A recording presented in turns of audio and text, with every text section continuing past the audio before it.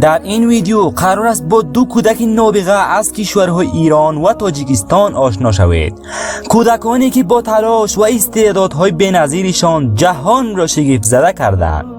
سعد کودک نابغه از کشور تاجیکستان. این کودک تاجیک چنان استعدادی دارد که با دیدن آن موهای تنتان سیخ می شود. و همچنین نابغه ایران صالح مهدیزاده، نابغه ای که با استعداد بی‌نظیرش امروزه در جهان معروف شده است. اول بیاید با صالح مهدیزاده نابغه کوچک ایرانی آشنا شویم و حتما تا آخر ببینید و با نابغه تاجیکی و استعداد بی‌نظیرش نیز آشنا شوید. چند سال قبل اون موقعی که قرآن رو استارت زدی و شروع کردی؟ بنده از سن 3 سالگی تا 6 سالگی داخل مؤسسه قرآنی میرفتم و زیاد خوب نتیجه نگرفتم و حالا داخل همون کلاسی که میرفتم حالا یه چند نفری میگفتن که حالا خیلی استعداد داری برو داخل کلاس استاد فلاپور و همین شد که بنده از سن 6 سالگی تا سن 9 سالگی حافظ کل قرآن کریم شدم. تو 3 سال؟ بله. خواهم اون حال و هوای اون لحظه‌ای که توی محفل شروع کردی قرائت کردن رو بهمون بگی. قبلش حالا آقای رسالت بوذری هم اشتباه معرفیت کرد و 4 تا اسم گذاشت. آره چی بود اسمو بگو؟ صادق، محمد صادق و محمد صالح و صالح. که آخر صالحی دیگه، محمد نداری، صادق هم که اصلا نیستی. از قبلش بگو استرس داشتی خواستی شروع کنی؟ اصلا نه. جمعیت و اون اساتید و خود آقای بوذری و واقعیتش نه. هیچ استرسی نداشتی؟ نه.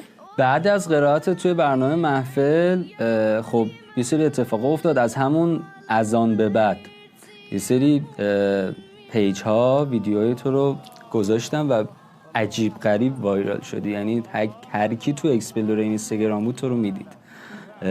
خودت وقتی دیدی و شاهد این قضیه بودی چه حسی داشتی؟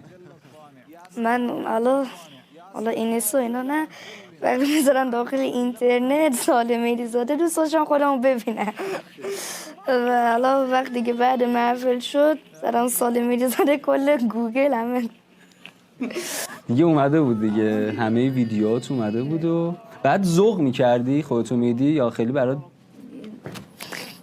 طبیعیه یه آدم ذوق بکنه دیگه؟ آره آخه قبلش باهات صحبت کردم گفتی که خیلی برای مهمی نبود.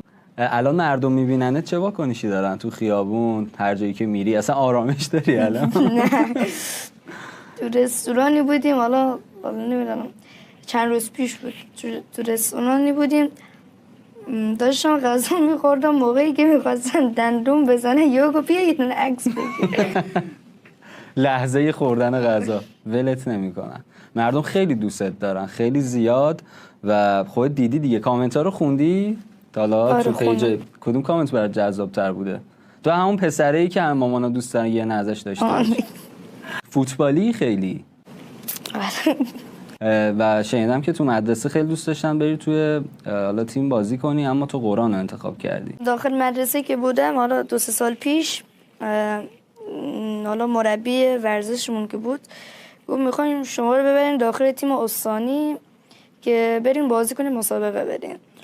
بنده گفتن اصلا بیایم فوتبال بازی کنیم، گفت بابا اینا مامان اینا گفتن که نه نباید بری چون به خاطر اینکه جیغ و داد اینا هست صدات اذیت میشه و منم قرآن انتخاب کردم. معروفیت جذابه برات؟ 100% آره دیگه. جلوی بچگی کردن، جلوی بازیگوشی کردن تو نمیگیره؟ اذیتت نمیکنه این چند وقتی که مردم خیلی حالا مورد استقبال قرار دادن؟ نه مثلا حالا فکر میکنم مردم حالا اینا مثلا اگه بخوای قرآن بخونی کل بازی تفریح همه رو ازت میگیرن، مثلا نمیتونی درس بخونی نه تفریح تو بکنی نه مهمونی تو بری، ولی اصلا این واقعیت نداره. من هم به بازیم رسیدم، هم به مهمونی، هم به درسم و هم به قرآن. هدفت و برنامه‌ت در آینده چیه؟ هدفم اینه که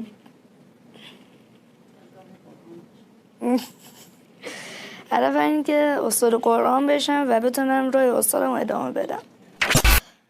بسم الله الرحمن الرحیم.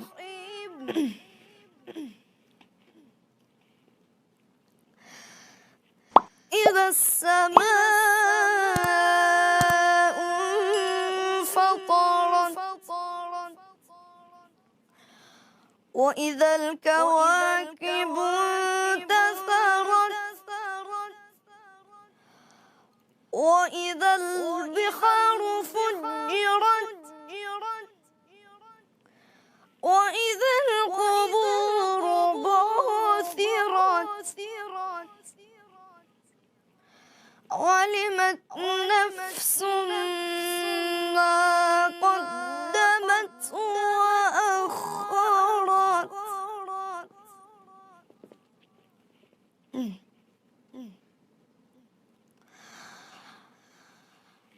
بسم الله الرحمن الرحيم.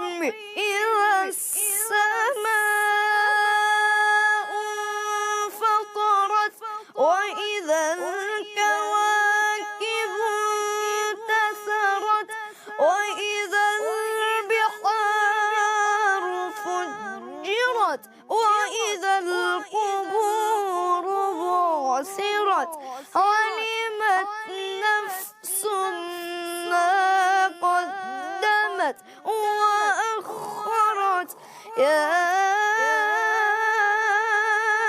أيها الإنسان ما غرك بربك الكريم الذي خلقك فسواك فعدلك. صدق الله العلی العظیم. هزار ماشاءالله. دست بزنیم برات. مرسی مرسی مرسی. چقدر پدر مادرت مدیونی این مسیری که اومدی؟ آدم وقتی که بخواد مثلا یه حفظ قرآنی شروع کنه یا مثلا حافظ کل بخواد بشه یا مثلا قاری بخواد بشه، باید پشت به کاری داشته باشه و با یه نفر بهش حول بده. بنده پدر مادرم هر روز هفته مثلا هر روز 24 ساعته 10 ساعتش رو حداقل با مامانم کار میکردم، هم حفظ و هم مرور قرآن. ساله حفظ کردن قرآن کار سختیه؟ نه، یعنی قانون و یه قلق خاص خودشو داره؟ چجوریه؟ میتونی مثلا چند تا قانونشو بهمون بگی؟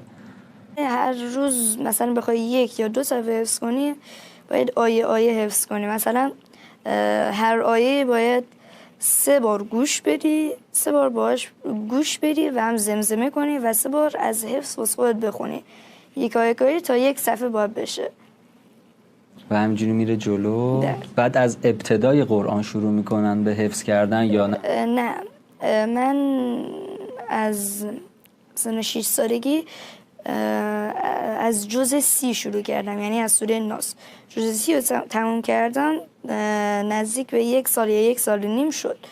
بعد دیگه از سوره مثلا فاتحه اینا دیگه رفتم جلو تا حافظ کل شد. دوست داری با همسن و سالای خودت صحبت کنی و یه پیغامی بهشون بدی؟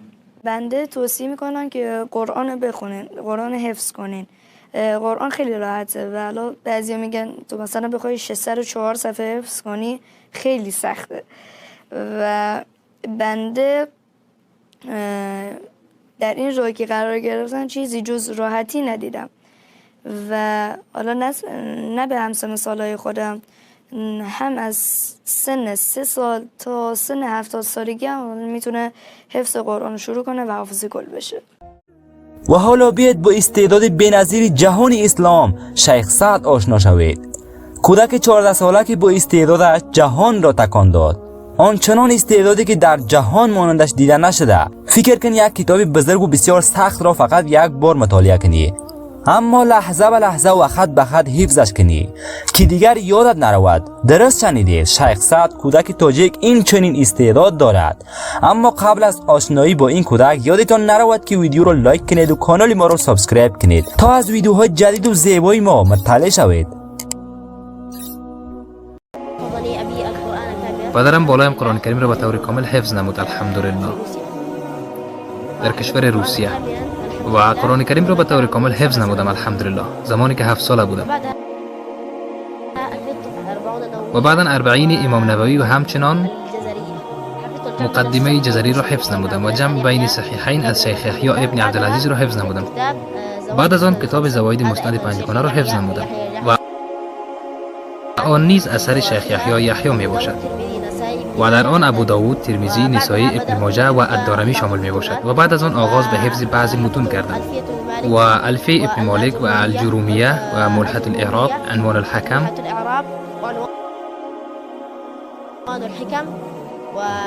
و اربعین نبوی و بعضی متون دیگر را حفظ کردم. بعد از آن آغاز به تدریس بعضی دروس برای خانواده‌ام نمودم به زبان فارسی. درس اول تفسیر قرآن بود. تفاسیر را مطالعه کرده و برای خانواده تفسیر می نمودم. و درس دوم کتاب المنهاج من میراث النبوه بود. من در یک یا دو روز یک باب را برای خانواده خود می خواندم. برای خانواده خود ترجمه می کردم و می خواهم که انشاءالله در آینده یک عالم بزرگ باشم.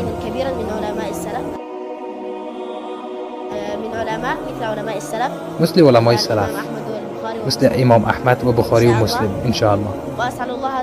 و از الله عزوجل می خواهم که من با شما را داخل فردوس اعلی نماید. داستانم از آنجا آغاز شد که تقریبا 4 ساله بودم. در آن زمان پدرم من را گرفت و به روسیه برد و مادرم در تاجیکستان بود. و بعد از آن خواندن قرآن را در 2 ماه فرا گرفتم الحمدلله. بعدا قرآن را در 1.5 سال کاملا حفظ کردم الحمدلله.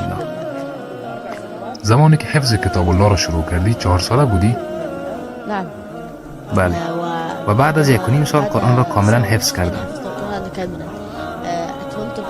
قرآن را در 7 سالگی تمام کردم، چرا که ما بعضی مشکلات داشتیم و در وطن خودمان نبودیم. 1 ماه می خواندم، 2 ماه دیگر مشکلات پیش می آمد. بعد از اینکه 7 ساله شدم برگشتم تاجیکستان و 2-3 ماه تاجیکستان ماندم. بعد از آن ترکیه آمدم. اولین چیزی که در ترکیه یاد گرفتم عربی بود. زبان عربی را فقط کلماتش را یاد گرفتم، اون هم بسیار کم، و مادرم کلمه به کلمه برایم یاد میداد. وقتی در مجموعه های عربی رفتم آنها حرف میزدند و من خیلی کم میفهمیدم.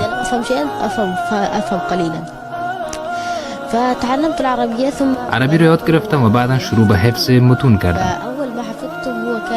اولین چیزی را که حفظ کردم متن اربعین نووی.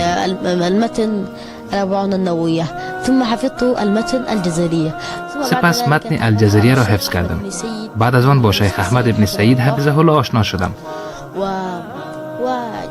او استاد من است که من را به این طریقه راهنمایی کرده است. اول باری که با او آشنا شدم من را به حفظ صحیح بخاری امر کرد، در حالی که بخاری کتاب بزرگی است. کمی از آن کتاب حفظ کردم. بعد از آن کتاب شیخ یحیی را حفظ کردم که احادیث بخاری و مسلم را یک جا کرده بود. همه‌اش که 6 جلد بود در 6 ماه حفظ کردم الحمدلله. بعد از آن حفظ کتاب زواج السنن شیخ یحیی را آغاز کردم و در آن کتاب های ابو داوود، ترمذی، نسائی، ابن ماجه و دارمی شامل بود و آن را در 4 ماه حفظ کردم. یعنی من صحیحین و زواج السنن 5 را در 1 سال مکمل حفظ کردم الحمدلله. تعداد همه این احادیث چقدر است؟ يعني كلها تبلغ تقریبا همش 12,000 حدیث هست. يعني 4000 ونصف حديث ولكن یعنی 4,500 حدیث است، لیکن وقتی به اساس روایت بشماریم تقریبا 12,000 می شود. بعد ذلك بدأت بعد از آن حفظ متون را آغاز کردم. فحفظت والحمد لله. الحمدلله متن الفیه ابن مالک را حفظ کردم که 1000 بیت بود. بعد از آن الاجرومیه را حفظ کردم. الفیه را در چقدر مدت حفظ کردی؟ الحمدلله الفیه را در 1 ماه حفظ کردم. وبعد ذلك حفظت المتون. بعد از آن متونی را در حدیث حفظ کردم. في الحديث حفظت در حدیث عمدة الاحکام را حفظ کردم. 40 نووی را هم از قبل حفظ کرده بودم. ولكن حفظت عمدة الأحكام. همچنان تحفة الاطفال را حفظ کردم. الأطفال الأجرومية وأيضا ملحة الأعراب. همچنان ملحة الاعراب را حفظ کردم. منظومة البيقونية. عنوان الحكم. منظومة البيكونية و عنوان الحکم و بعض متون دیگر را حفظ کردم الحمدلله. أخي سعد الآن برادرم سعد، آیا بر این متون مسلط میشوی و نگه میداری یا اینکه چگونه برمیگردانی و حفظت را خوب نگه میکنی؟ كيف يمكن أن تستكمل حفظك لها جيدا، أن تكون محفوظاتك جيدة؟ الحمد لله يعني الحمدلله هر متن را که یک بار میخوانمش و حفظ میکنم دیگر تا 4-5 ماه از یادم نمیرود. يعني لن أنساه إلا بعد 4 أو 5 أشهر. إذا لا أراجع 5 ساعات. اگر تا 4 یا 5 ماه گردان نکنم از یادم میرود، لیکن من گردان میکنم. أول يعني ما هرگاه که متون را گردان میکنم میبینم که بر کدام متن مسلط نیستم. اگر مسلط شدم میروم بالای متن دیگر. فإذا أصبحت في ذلك المتن متقنا أذهب إلى المتن الآخر. ويعني إذا الحمد لله أكثر المتون متقن. الحمدلله اکثر متون را خوب حفظ هستم و همه‌اش را میتوانم در یک روز بخوانم یا 2 روز. في يوم واحد أو يومين. طيب سمعنا عندك مهارات في اللغة، يعني تعرف في اللغة وفي شنیدیم که در زبان هم مهارت داری و میفهمی. أنا الحمد لله بعد ما أتينا يعني تعلم. اصلا زبان تاجیکی زبان من است، لیکن زبان روسی را در روسیه یاد گرفتم. تعلمت لغة الروسية في روسيا. آیا تاجیکی با روسی فرق میکند؟ بله، تاجیکی زبان فارسی است و روسی را در روسیه یاد گرفتم. في روسيا. بعد از اینکه ترکیه آمدم عربی را فرا گرفتم. بعد از آن ترکی را یاد گرفتم العربية ثم تعلمت التركية والآن و حالا تلاش دارم که انگلیسی را بیاموزم. أتعلم الإنجليزية يعني أتقنها. أسأل الله تبارك وتعالى أن ينفع بك. ماذا يمكن أن تقول للشباب الذين في عمر نظرت درباره کسانی که دوست دارند کتاب الله و این کتاب‌های حدیث را حفظ کنند چیست؟ ويقول يعني كثير منهم أن الوقت زیادتر آنها اوقاتشان را ضایع می‌کنند، با تلفن و گیم و دیگر مسائل مصروف می‌باشند. چی نصیحتی به آنها داری؟ أشياء وكذا، كيف ممكن أنك أنت تنصحهم، تقدم لهم نصيحة؟ أنا أنصح لكل من طالب برای علم هر دانش آموزی نصیحت می‌کنم که وقتشان را زیاد هدر ندهند، أوقاتهم كثيرا لأن الوقت هذا چرا که وقت قیمتی ترین چیز در زندگی انسان هست. إذا ضيعت 1 دقيقة من اگر 1 دقیقه وقتت را ضایع بکنی دیگر تمام دنیا را هم که بدهی نمیتوانی دوباره به دست بیاوری. غالي جدا ولازم أن لا وقت تضيع خیلی قیمتی است، پس نباید در چیزهای بیهوده مثل موبایل و بازی ها مصرف. جوالات والألعاب الذين يلعبون کسانی که زیاد بازی میکنند و وقتشان در آن ضایع میکنند هذا كله يأخذون الوقت. اینها همه‌اش وقت را تلف میکنند. یعنی کفار میخواهند که جوانان مسلمان را از ما بگیرند، طوری که ما تنها بمانیم و هیچ دانش آموزی نداشته باشیم و نتوانیم با آنها مقابله کنیم. آنها همین را میخواهند. الذين يستطيعون أن يكونوا مقابل الكفار فهم فكروا بهذه پس الطريقة. آنها به همین طریقه فکر کردند. ماذا تتمنى أن تكون في المستقبل؟ ما در هي آینده میخواهی رغبتك چی أن تكون شوی في و المستقبل؟ علاقت چیست؟ ما هو طموحك؟ الحمد لله يعني أنا حفظت إلى هذا. من الحمدلله همین قدر حفظ کردم، لیکن حفظم مثل چیزی نیست که علمای سلف یا علمای قبل از ما حفظ میکردند. والعلماء الذين كانوا قبلنا فأنا أريد من میخواهم که مثل یک از علمای سلف شوم، مثل امام احمد و بخاری و مسلم، چون آنها امامان ما الإمام بودند. أحمد الحمدلله. ومثل البخاري ومسلم لأنهم أئمتنا والحمد لله. حفظك الله وبارك الله فيك، وإن شاء الله تعالى في هذه المتون تقرأ عليها الشروحات والحواشي والتوضيحات التي عليها حتى بإذن الله عز وجل تكون لديك القدرة على شرح هذه المتون وتفهيم هذه المتون ونقل هذا العلم بإذن الله عز وجل إلى عموم الناس الذين تدعوهم إلى الله تبارك وتعالى. ممنون که تا انتهای این ویدیو همراه ما بودید. نظرات خود را حتما در کامنت ها بنویسید. شما از کدام یکی از این نابغه ها بیشتر خوشتان میاد؟ تا ویدیوی بعدی در پناه خداوند باشید.